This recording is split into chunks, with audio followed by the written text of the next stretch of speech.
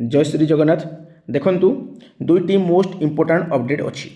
प्रथम अपडेट कौन ना जेटीएस मानकर रेगुलर प्रोसेस को लेकिन गोटे केस ओडिशार हाईकोर्ट रे फाइल होती जहाँकि सिंगल बेंच रे। ओके, केस रो फिलिंग डेट तुम्हें देखिपो 16 एप्रिल 2026।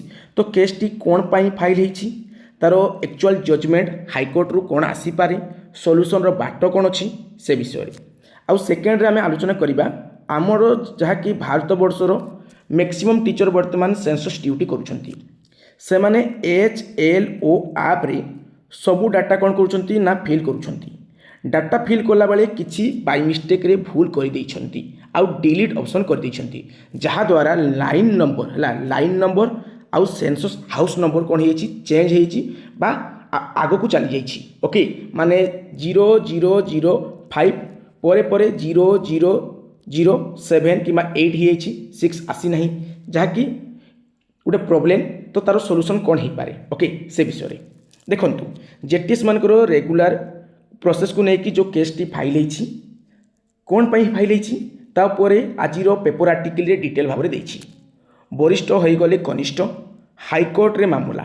देखंतु ओडिशा गणशिक्षा विभाग अधीन 2018 मसीह नियुक्ति पाइथिबा शिक्षक माने 6 वर्ष पर समान वर्ग रे नियुक्ति पाइथिबा शिक्षक ठारू कनिष्ठ भाव विवेचित हेउचंती। एही भली असमानता को शिक्षक माने नापसंद करिसंती।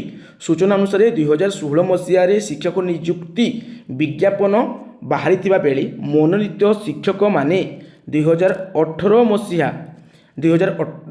मसीहा डिसेम्बर चुक्ति भित्ति नियुक्ति पाइथिले। सेतेबेलर नियम अनुसार सेमानकु 2024 डिसेम्बर रे नियमित करा जाइथिला, किंतु 2024 अक्टोबर रे नियुक्ति पाइथिबा स्कीमेटिक शिक्षक मानकु नियुक्ति समय नियमित करा जाइछि।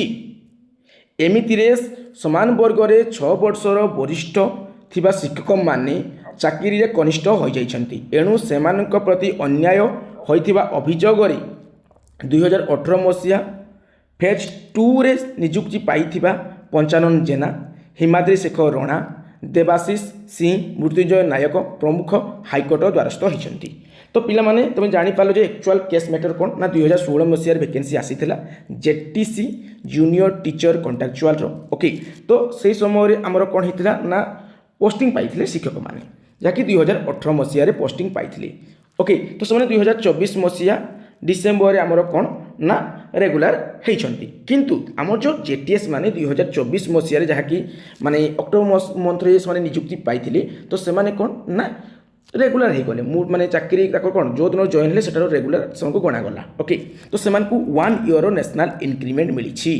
ता सहित 1 जनवरी 2026 ठारू से कौन कराई ना जो रेगुलर सैलरी देवा कथा डिक्लेयर कराई। तो सॉल्यूशन कौन हो पारे, ये जो नेशनल इंक्रीमेंट मिली 1 ईयर रो एटा काटिदेले पूरा समाधान बाट फिटिज।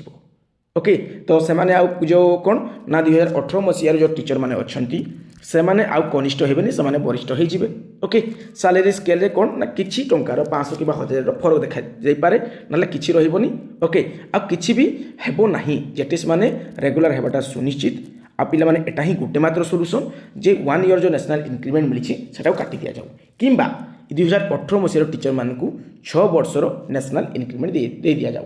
जे कौन से गुटे कले मान कौन मिल जाए बाट फिटी जीव। ओके, तो सबुठ बेस्ट बाट कौन ना ये दुईटी है, ये दुईटी जो दुईटी बर्तमान कहली ता सहित देखो पिला माने आम भारत वर्ष में बर्तमान बहुत जन शिक्षक कौन कर सेंसस ड्यूटी कर। ओके, तो यही समय दुईटी दुखदपूर्ण घटना घटी। सेंसस ड्यूटी करुवा बेले खपराखल ब्लॉक सरेईबाहाल उच्च प्राथमिक विद्यालय शिक्षक डोलामणि हंस सार महुमाछी आक्रमण में बेहोश होती। माने देखिपो ये जो फोटोटी अच्छी ये जन ये जगह आमर कौन ना सार जन अच्छा जी कि सेंसस ड्यूटी करुले से समय महुमाछी कामुड़ी जहाँद्वारा से बेहोश होना पड़े। ओके, तो बहुत दुखर कथा। जनगणना बेले कामुड़ी देला कुकुर। देखंतु माने जनगणना बेले टीचर को आमर कौन ना कुकुर कामुड़ी। सुंदरगढ़ सहर डेंगीभाड़ी अंचल में जनगणना बेले शिक्षयित्री को कामुड़ी देला कुकुर। घर नंबरिंग करुवा बेले हठात आक्रमण कर जमापड़ी। तो सब टीचर को गोटे नवेदन तुम्हें जो घर को जाऊछ जीवा एंट्री करने पूर्व आखपाख लोक को पचार कुकुर कुकुरी अच्छा कि माने जदि अच्छा बंधाई कि नहीं सब जिन पचार महुमाछी कड़े अच्छी कि माने को एरिया घास एरिया थी सापोस भी अच्छी कि तो सब जिन डिटेल बुझिकी तुम जाओ कहीं टाइम तुम पाखे अच्छी बहुत दिन टाइम अच्छी मसे पाखे टाइम अच्छी तो तुम आराम से कर माने एते धेर तंत्र हवा किसी आवश्यक ना। सहित देखो पे तो कुकुर कामड़ा तुमको देखली ओके।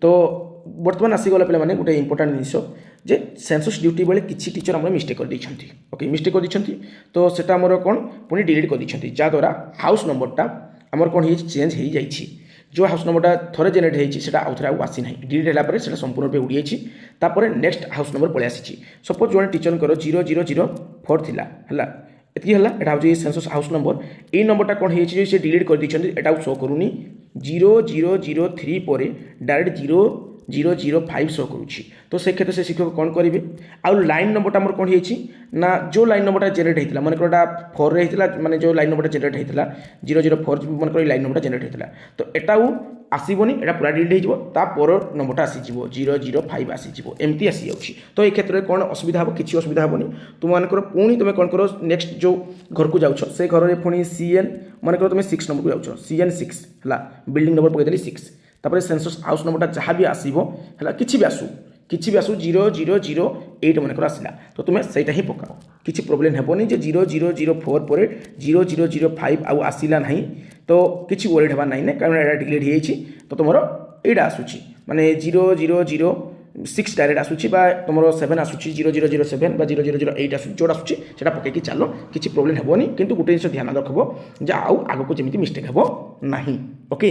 तो यहाँ था अपडेट आउ जेटीएस मान सेकेंड मेरिट लिस्ट रिलेटेड गोटे अपडेट अच्छी अपडेट कौन ना से बहुत जल्दी स्ट्राइक करके जाऊँगी सेकेंड मेरिट लिस्ट को बाहर करने तो स्ट्राइक जब सफल है देन सेकेंड मेरिट लिस्ट आसो आउ आमर 80 माने जहाँकि माने फास्ट फेज बहुत जल्दी आसीज शुणा मिलूँ बहुत जल्दी आसीज बर्तमान जो OTET एग्जाम होगा जाऊँगी ता सहित यही 80 किसी संपर्क ना बोली शुणा मिलूँ जदि किसी संपर्क ना देन 100% बहुत जल्दी जेटी आसो ओके। तो बर्तमान विदाय नौछि जय जगन्नाथ।